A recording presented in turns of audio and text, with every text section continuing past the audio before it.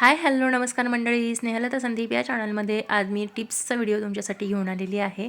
मस्त छान गरमागरम इडली सांबर चटणीचा नाश्ता सकाळी सकाळी खायला सगळ्यांनाच आवडतो। पण इडली सांबर चटणी डोसा बिसा सगळं खाऊन झाल्यानंतर खूप जास्ती प्रमाणात पसारा होतो, खूप गोष्टी होतात। तर त्या होऊ नयेत यासाठी मी अगदी बेसिक काही टिप्स मी तुम्हाला सांगणार आहे, किंवा खूप जास्त भांडं खराब होऊ नये यासाठी टिप्स सांगणार आहे। त्यासाठी व्हिडिओ शेवटपर्यंत नक्की बघा। व्हिडिओ आवडला तर लाईक शेअर सबस्क्राईब नक्की करा, कारण नंतर होणारा पसारा आवरण्यात जितका वेळ जातो ना, तितका वेळ आपण इडली खाण्यात सुद्धा जात नाही। त्यामुळेच पुढे मी अगदी बेसिक टिप्स सांगितलेल्या आहेत, त्या तुम्ही व्हिडिओ शेवटपर्यंत नक्की बघा। व्हिडिओ आवडला तर व्हिडिओला लाईक शेअर आणि सबस्क्राईब नक्की करा, आणि माझा व्हिडिओ तुम्हाला कसा वाटला ते मला कमेंट करून नक्की सांगा, आणि माझ्या इडल्या कशा झाल्या ते सुद्धा नक्की सांगा। चला तर मग आपण टिप्सला सुरुवात करूयात। जेव्हा तुम्ही असं इडलीचं बॅटर रेडी करून घेतलेलं असतं आणि आता तुम्हाला इडली लावायची आहे, तर त्याआधी काय करायचं आहे, आपण पीठ बराच वेळ आधीही तयार करून ठेवलेलं असतं, ते बऱ्याचदा फुगायला वेळ लागतो, टाईम लागतो। तर तसं होऊ नये यासाठी अगदी सोपी टीप आहे। जेव्हा तुम्ही असं सगळं बॅटर तयार करून ठेवलेलं असतं खूप वेळ आधी, तर इडली लावण्याआधी ते बॅटर छानपैकी एकाच दिशेने आपल्याला छान फेटून घ्यायचं आहे, जरा फसफशीत करायचं आहे। त्यामुळे इडली छान फुगते पण, आणि छान येते सुद्धा, असं मऊ लुसलुशीत येते इडली, छान फुगलेली असते कापसासारखी। तर त्यासाठी ज्यावेळेस तुम्ही इडली लावतात त्यावेळेस ते बॅटर छानपैकी मिक्स करून घ्यायचं आहे, हलवून घ्यायचं आहे, फसफशीत करून घ्यायचं आहे। त्यामुळे इडली छान फुगते, फुलते आणि छान स्पंजी होते त्यासाठी। तर ही टीप नक्की लक्षात ठेवा, आणि टीप आवडली असेल तर व्हिडिओला लाईक शेअर सबस्क्राईब आणि फॉलो नक्की करा।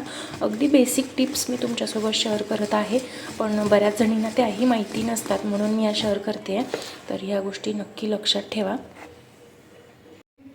बऱ्याचदा इडलीचे कुकर लावताना आपल्याकडनं भांडे वरती खाली लावले जातात, किंवा लक्षात येत नाही आपल्या पटकन कोणतं भांडं कोणतं आहे।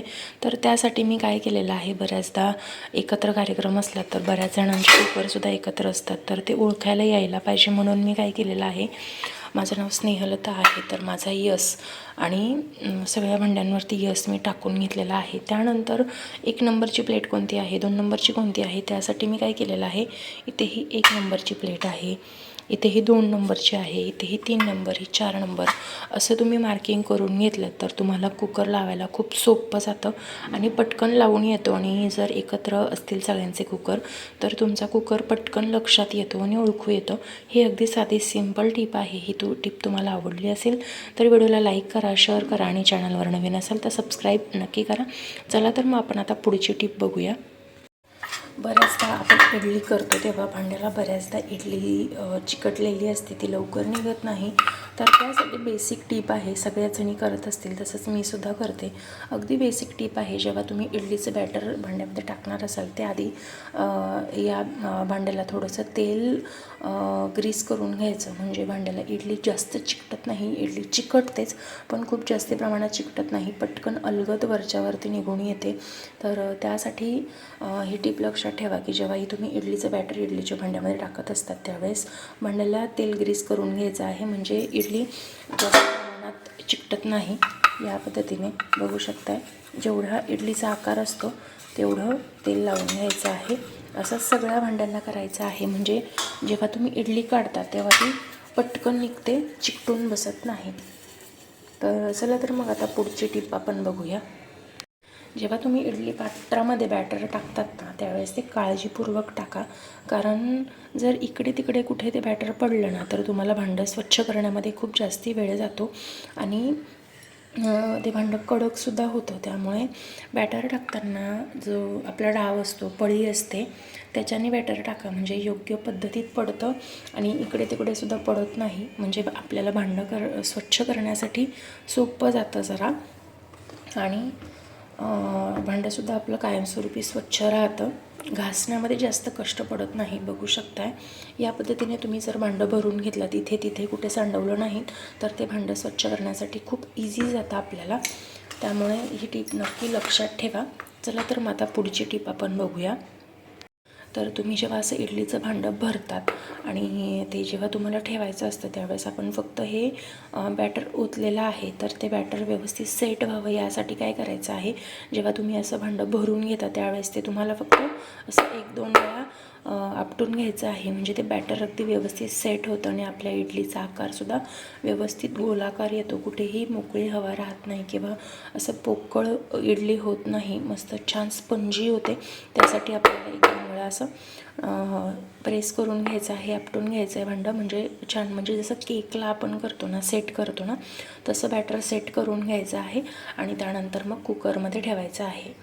ही टिप नक्की लक्षात ठेवा. चला तर मग आता पुढची टिप आपण बघूया. तर मैत्रिणींनो, इडलीचं भांडं असं बऱ्याचदा तळाला असं काळं होतं आणि बऱ्याचदा ही गोष्ट होते. तर ही गोष्ट होऊ नये किंवा ही चूक आपल्याकडनं होऊ नये, भांडं काळं पडतं, खराब होतं, खूप जास्ती प्रमाणात ते घासावं लागतं, तसं करावं लागू नये यासाठी अगदी छोटीशी टिप आहे, ती मी तुम्हाला सांगते. ती जर तुम्ही रेग्युलर फॉलो केली तर तुमचं इडलीचं भांडं कायमस्वरूपी तसंच राहील. मागच्या वेळेस मी चुकून ती गोष्ट करायचं विसरले होते, त्यामुळे हे भांडं इतकं खराब झालेलं आहे.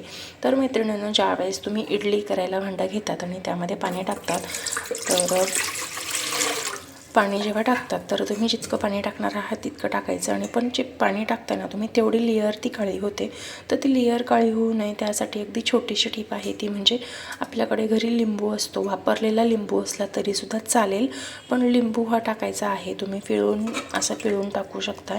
त्याचा रस मोकळा झाला पाहिजे आणि ही जी साल आहे तीसुद्धा यातच टाकून ठेवायची आहे.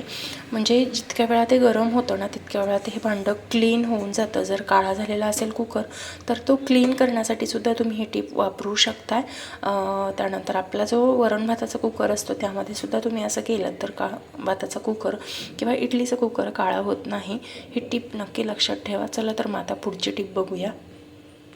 जेव्हा ही इडली तुम्ही यात ठेवणार असाल त्यावेळेस छान पाण्याला अशी उकळी आलेली पाहिजे. उकळी आलेलं पाणी असेल तर तुमची इडली लवकर 10 ते 15 मिनटात होते. पाणी जर थंड असेल आणि तुम्ही इडली तशीच ठेवली तर ते पाणी गरम होत इडलीला वाफ लागते आणि इडली कडक होण्याची शक्यता असते.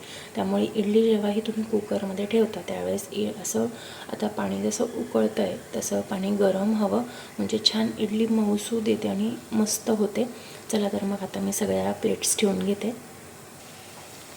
बघू शकताय असं पाण्याला उकळी आल्यानंतर आपण ह्या प्लेट्स ठेवायच्या आहेत आणि नंबर टाकल्यामुळे आपल्याला ते पटापट प्लेट्स ठेवण्यासाठी इझी होतं. पटकन प्लेट्स लावून झालेल्या आहेत. तर या स्टेजला तुम्ही जेव्हा इडली ठेवता त्यावेळेस त्या पटकन होतात. एक 10 ते 15 मिनटात अगदी पटकन होतात. त्यामुळे ही टीपसुद्धा नक्की लक्षात ठेवा.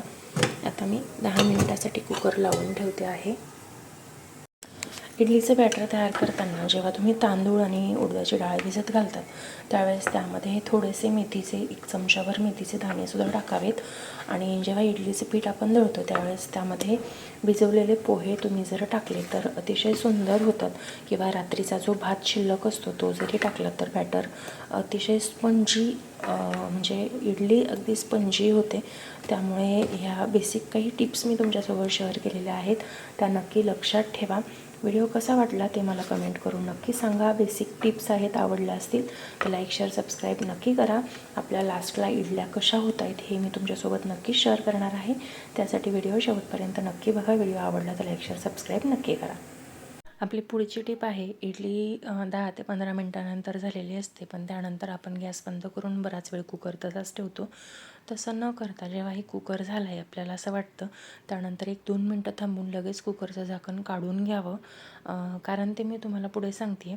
बघू शकता यातनं भरपूर प्रमाणात वाफ पडते आहे. झाकणाची वाफ पहिल्या रिंगवरती पडते, पहिल्या रिंगची वाफ दुसऱ्या रिंगवरती पडते. असं करत करत इडलीवरती थेंब थेंब थेंब थेंब पाणी पडतं आणि इडली पचपचित होते. त्यामुळे जेव्हाही तुमचा कुकर झालेला असतो त्यावेळेस इडलीवरचं झाकण काढून प्लेट्स बाजूला करून ठेवायच्या, म्हणजे कोणत्याही प्रकारची वाफ पडून इडली खराब होत नाही किंवा त्यावरती पाण्याचे थेंबही जमा होत नाही. ही बेसिक टीप आहे, ही तुम्ही लक्षात ठेवा.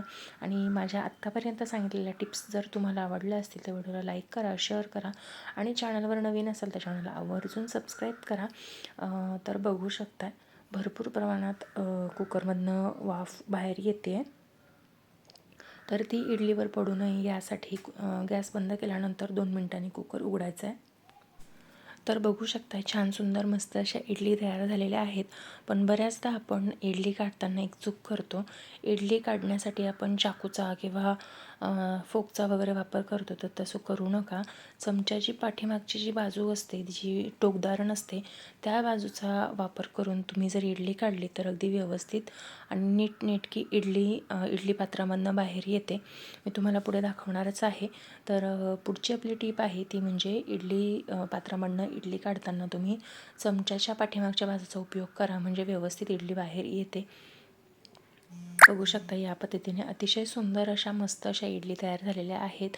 तर आज मी इडली बनवण्याच्या काही बेसिक म्हणजे बॅटर तुम्हाला कसं रेडी करायचं याबद्दल नाही, पण दुसऱ्या वेगळ्या टिप्स मी तुमच्यासोबत शेअर केलेल्या आहेत.